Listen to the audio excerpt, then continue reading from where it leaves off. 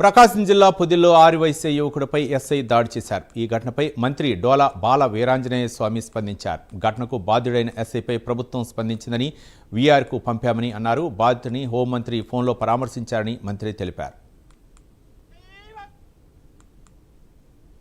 ఒక పొరపాటున ఒక సంఘటన జరిగింది. ఆర్యవైశ్య వ్యాపారుల మీద అక్కడ ఉన్నటువంటి ఎస్ఐ యొక్క దుందుడుకు చర్యల్ని తెలుగుదేశం పార్టీ తీవ్రంగా గర్హించింది.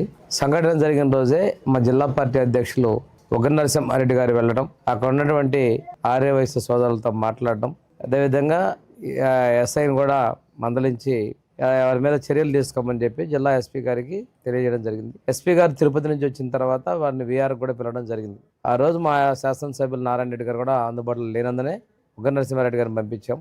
ఈ విషయాన్ని తెలుసుకున్నట్టు మా హోంమంత్రి గారు అనిత గారు బాధిత వ్యక్తులతో, తండ్రి కొడుకులతో కూడా మాట్లాడడం జరిగింది.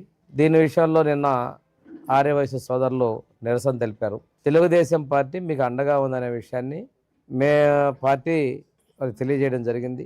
నిన్న పెనుగొండకు వచ్చేసరికి వాసవి పెనుగొండ గ్రామంగా నామకరణం చేస్తూ కేబినెట్లో ఆమోదం చేశాం.